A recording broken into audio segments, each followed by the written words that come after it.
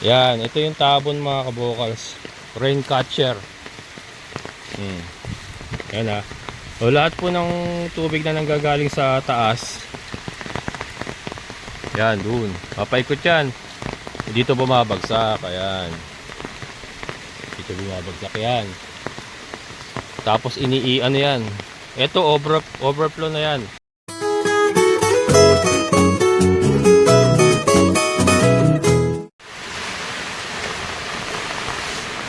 Ayan. Malakas na naman ng ulan. Ikot lang tayo mga kabokals. Dito naman tayo sa labas. Tingnan natin ang sitwasyon dito sa labas.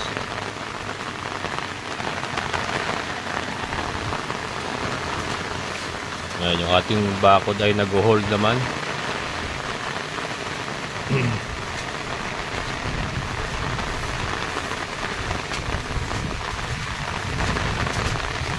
Si Milky oh. Kain lang oh. Yung sinasabi ko kahit umuulan, kain lang siya. Yan. Itong maganda mga kabokals dito sa area natin. Nakita nyo, walang tigil ang ulan. Sa ibang lugar, lubog na. Diba? Lubog na. Dito, wala. Walang baha dito mga kabokals. Putik lang kasi lupa eh. Natural yan. Putik lang. Kaya mga kabokals, hindi baha yan ha. Natural pong tabon yan. Ano yan? Pinabakpo ng mga magsasakayan. Isa pong hukay yan talaga na intended para saluhin yung tubig. Para po makapag second cropping sila kahit tag-init. Makapag second cropping sila, makapagtanim. Ayan. Si Milky kain lang na kain. Ayan. O, diba kasi mataas po yung lugar natin. Kaya ano. Ay! Papunta! Oh! May naputol? 110. Ay, ibig sabihin may putol nga. Doon. Doon sa taas doon. Nako. Nako, mahirap mag-ayos pa naman ngayon. Basa. Oh. Chat ka muna.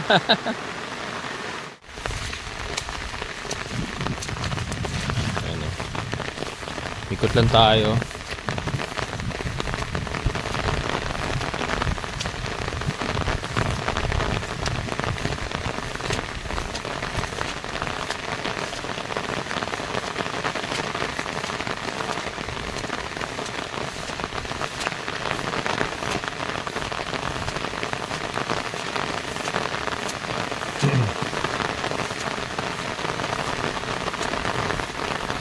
Yung ating area oh.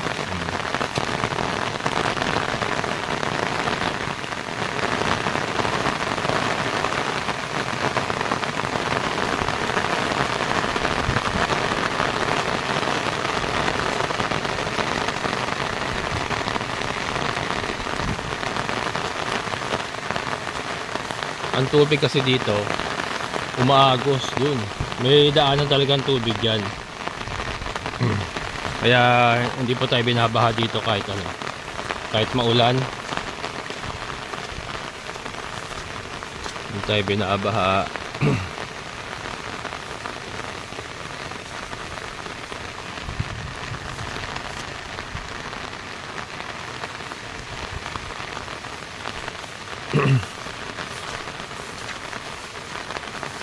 Ayan.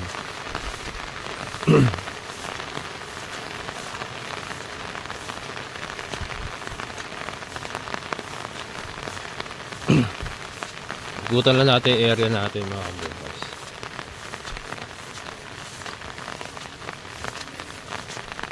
Ito, lote niya tinin pa.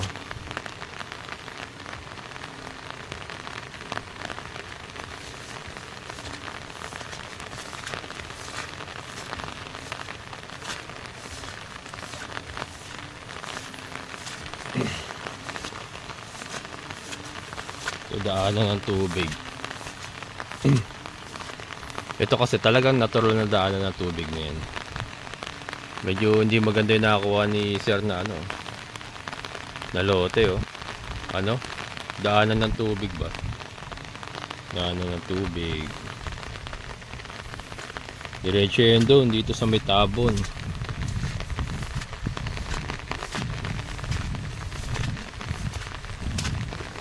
Ayan oh. Tabon, ito yung sinasabi kong tabon, ano, pinabak ko talaga nila Kuya Greg to. Ito tabon nila Kuya Greg, ito yung sa kabila, doon sa kabilang magsasaka. Ito yung tabon na pag sinabing tabon, pinabak ko. Parang ginawang fish pond. Ay, ginawang pond, pero hindi naman talaga fish pond. Ang role lang niya is ipunin yung mga tubig. Ipunin yung mga tubig para pagka second cropping, yung hindi na tag-ulan or yung patapos na yung tag-ulan, makapagtatanim pa rin sila. Yan naman ang gagamitin na tubig para sa halaman. Higupin ng motor. Yan. Yan po yung sinasabing tabon.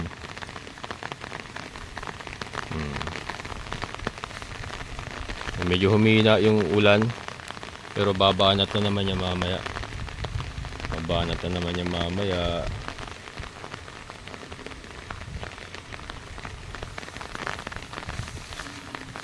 Sikapin ko na talagang ano, malagyan ng quadra si Milky mga kabukas.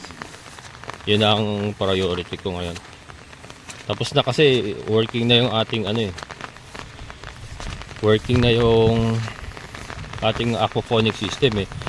Medyo na ano kasi na divert nga kasi yung pondo doon sa chicken phonics natin. Pero ngayon okay naman na, wala nang kailangan gastusin doon eh. Working na nga eh. May mga improvements pero mga minor na lang yun. Kumbaga kaya na sa patsi-patsi yun. Ito si Milky, sana kayanin niya itong ano. Kaya naman yan. Kasi ayun nga oh. Ayun oh. Ayun oh. Hindi lang kita rito pero ano. Ito niya ba? Ayun. Ayun oh. Mga baka pa rin yan. Dalawa yan. Yan, dalawa yan. Baka ni Tata Mario. Di ba ayo? Naka-expose lang din sila roon. Pero giniginaw talaga. Siyempre, ano lang naman yun. Living animals yun. Talagang yun na, ano yun. Ayun, takbo siya, takbo siya. Takbo siya. Priority ko talaga ngayon ito. Mapagawan siya ng quadra. Nagpaalam naman na ako kay Sir Jun dun sa gilid. Nilalagyan natin siya dun sa may gilid. Milky, kaya naman yan.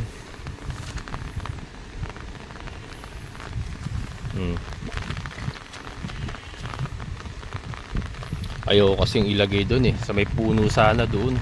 Kaya lang may kawad kasi ng kuryente. Yun nga si Tatay Roderick. Diyan tumatakbo yung ano eh, yung kawad ng kuryente niya eh. Hindi natin masabi, baka maputol, malaglag eh. Lalo madisgrasya ito. Mahirap. Ito kasi exposure ito sa hangin eh. Pero ano, kaya naman yan.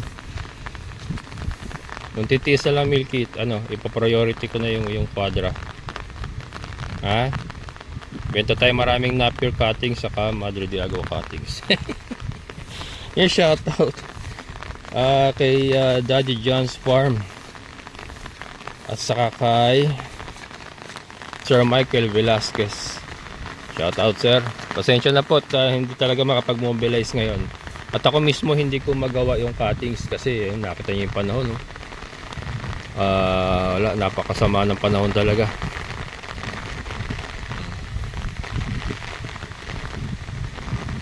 Ayan.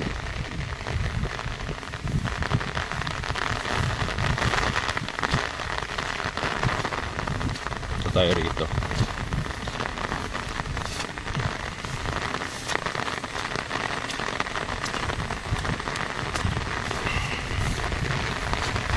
Ito na sukal na. Wala na nakatira. Wala na dito si Kuya Marshall eh.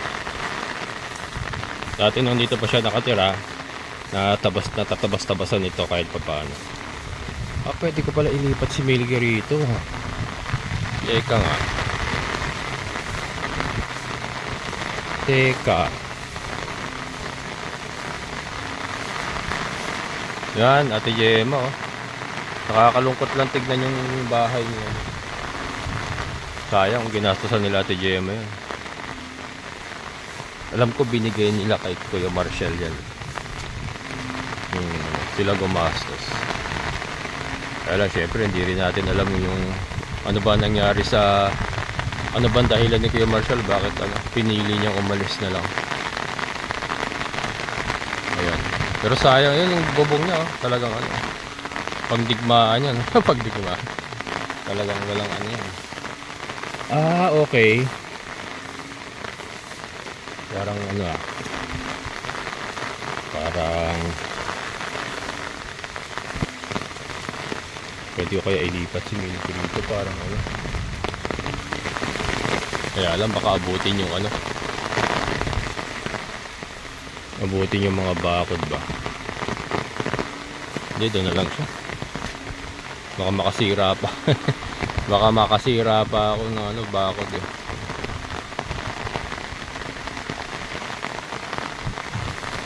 Ito kayo.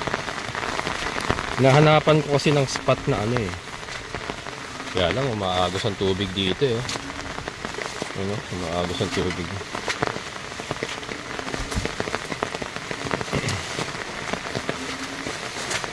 Yan, shoutout kay Ma'am Ana. May sili. Daming bunga ng sili nyo oh. Regina oh. Ma'am Ana oh. Bengin sili oh. Daming hinog oh. Dito sa iniisip ko dito sa ay mahirap masukal kasi inaano ko sa ilalim sana ng puno ba para nakasilong siya. Hindi na masukal saka umaagos ang tubig ba. Kaya niya naman yan.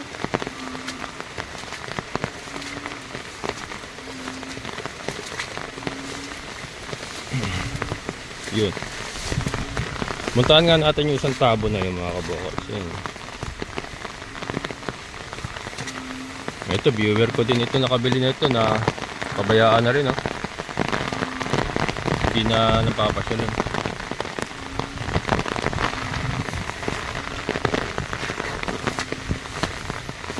Yun! Ngayon pala yan. Yan. Maganda yung sugar ito yung mga kambing. Pagka tumanda pa noon, lalagay ko dito mga kambing para mabawasan yung mga damo na yan. Si Milky kasi mahirap baka masira niya yung mga bakod. Lalo na yung kila Ma'am Ana, cyclone lang yun. Saka yung kay Kuya Marshall, cyclone lang din. Kambing okay pa yan.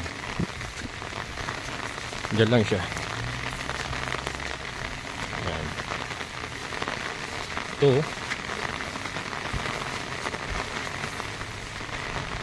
yung mga boss, pakisipin nyo baha, hindi baha yan.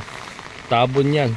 Talagang intended, sabi ko nga intended for rain catcher. Yan, rain catcher. Teka, ingat tayo. Alam ko naghukay sila rito ito hinukay nila, ayan. Magawa yata na CR sana, pero hindi na natuloy. Ito sa Agos apaw na overflow na yan overflow yan ayan dito sana siya maganda ilagay mga kaboss, kaya lang ito nga ayun, kawad ng kuryente ni Tatay Roderick ito ayan, kawad ng kuryente niya yan maganda sana siya ilagay dito at kahit malapit sa tabon, at least naman siya, kaya lang may kuryente, hindi na. It's too risky. Baka makuryente yung aking minamahal na baka. Yan, ito yung tabon mga kabokals. Rain catcher. Yan ah. So, lahat po ng tubig na nanggagaling sa taas. Yan, dun. Papaikot yan. Dito bumabagsak. Ayan. Dito bumabagsak yan. Tapos ano yan. Ito overflow na yan. Malalim yan, malalim. Tapos pagka kapag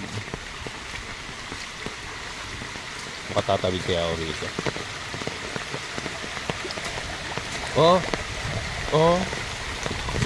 Ayun. Yan. Tapos ayan. Ang hirap paghanap buhay ah. Ang hirap paghanap buhay ah. Ayan. Ito yung palayan nila mga kabukals. This is the palayan. Ngayon hindi sila nagtanim. Doon din pala umaagos yung overflow. Ayun o. Yung overflow, ayan. Ayan yung overflow mga kabukals. Sa palayan din pala umaagos. Pero ayan, kunyari wala nang tag-ulan, second cropping kung tawagin. Yan ang gagamitin na patubig sa palayan. Yan po yun. Kaya nakapagse-second cropping sila kung tawagin. Yan naman, ano naman. May hangin na eh, oh. May hangin na kasama mga kabukal. This is not good, ah. Pakali pa rin yung aking tubo. Yan. Kaya yung may-ari na itong tabo na to, kilala din natin. Matanda na may-ari yan. Ito kasing yan, lupa na yan lahat. Sa kanila yan. Hindi nakasama to sa property nila, nila Emma na binibenta. Separate na ito. Ayan ang boundary. Ayan o. Ayan ang boundary. Ito iba na yan. Private na yan. Private. Sakahan talaga yan. Sakahan. Ayan. Dito sila kumukuha ng tubig kapag tag-init na. Yung katatapos ng tag-ulan kasi meron pa tubig yan eh. Yun ang pinandidilig nila dyan. Yan po yung kung tawagin tabon. So makita nyo mga kabokals, hindi po binabaha. Hindi po tayo binabaha dito mga kabokals.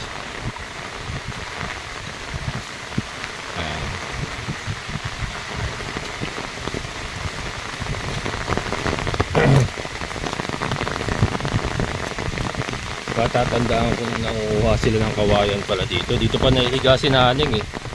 Nakatandaan niya ba si Naning? Ayan o, yan ang pwesto ni Naning eh. Diyan nakahiga yun eh. Ano na yun eh, pula. Nakahiga yan dati dyan. Hinihintay niya si Alfred na namumutol ng kawayan. Kasi nga, hahakutin niya. So habang namumutol si Alfred, dyan sa spot na yan, dyan siya nakahiga. Tutulog muna siya habang hinihintay si Alfred. Ayan. Balik na tayo dun. Uy! Tawid tayo ulit. Diyan.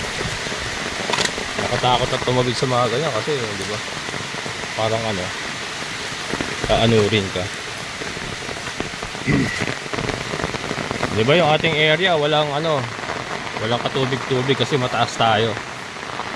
Actually lahat naman yung buong property naman mga kabokals, hindi lang naman yung atin. Hindi naman po binabaha talaga. Kasi may mga ganyan eh. May mga ganyan din, may mga rain catcher din. So, bumabagsak dyan yung tubig. Ayun na, bumuhusa naman ang ulan. Bumuhusa naman ang malakas na ulan.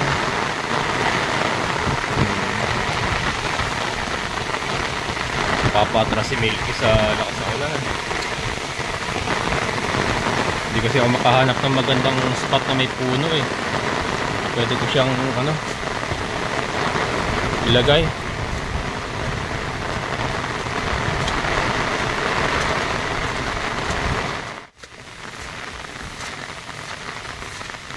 Tingnan lang natin dito.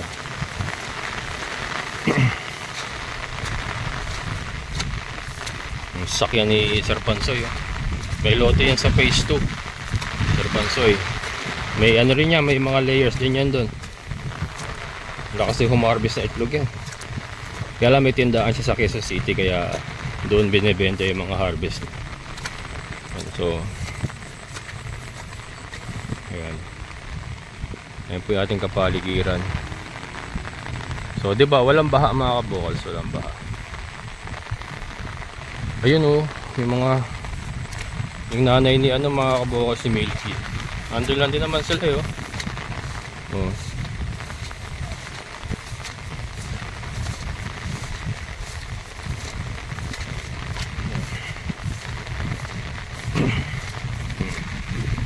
Ito kalsada ito.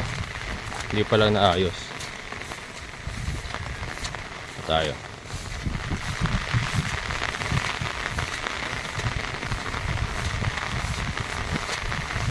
Yun. Ayun yung nanay ni Milky. Yan mga balls. Ayun yung nanay ni Milky sa kapatid niya. Ayun, kita niya ba? Nanay ni Milky yan. Baka ni Kuya Greg. Nandyan lang din naman sila. Nandyan lang din naman sila. Yan. Yung sa baba kasi yan, palayan ni Kuya Greg yan. Palaya. Lupa pa niya yan eh. Palaya niya yan. Ayan oh. Ayan, palabas na yan. Ayun yung paakyat sa palabas doon. Entrada. Makuha pa ako ng damo. Hindi na lang ako makuha mamaya sa baba. Ayun.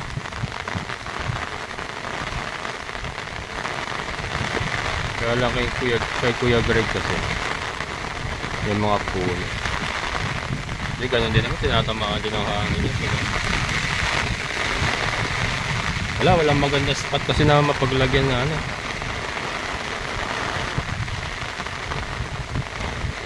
Ayan mga kabokal, so ganito lang, inikot ko lang kayo. Ipinakita ko lang din sa inyo na dito sa area namin, kahit anong lakas na ulan, sa ibang lugar, Manila, Quezon City yata, binabaha na.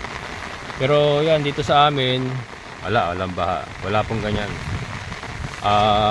Elevated po ang aming area, mataas. Tapos ang tubig po kasi may inaagusan talaga. Meron kasi diyang daan tubig kung tawagin nila diyan, isang guhit. Tapos tuloy-tuloy po yun dun sa dun sa may mga palayan dun. Yan. Kaya wala pong baha rito. Yan yung ating area, yan ang mga kabukals. Ito nga, staycation yan mga kabukals.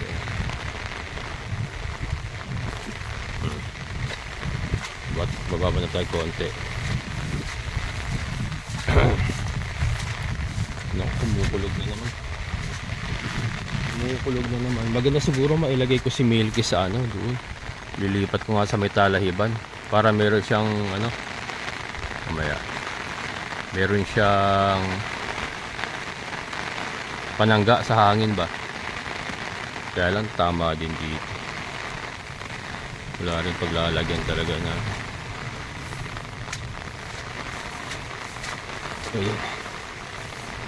Ayan mga kabukals, mga staycation yan. Yun nga yung sa engineer yun, engineer may-ari nun. Yan. So yan mga kabukals, ingat po tayo, matindi po itong habagat na ito. Pero sabi kasi, yun nga September, baka wala na masyadong ulan dahil sa El Nino. Baka huling hirit na ito. Maganda rin mapupuno yung mga dam at yung supply ng tubig sa Metro Manila maayos. Dito naman wala naman tayo problema dito sa supply ng tubig at meron tayo sariling poso. Ayan, palakas na naman ng ulan. Maganda rin tignan yung ating area mga kabukals. Ayan mga kabukals, ingat po tayo. Kung wala po tayong gagawin na importante, stay at home na lang. Ayan.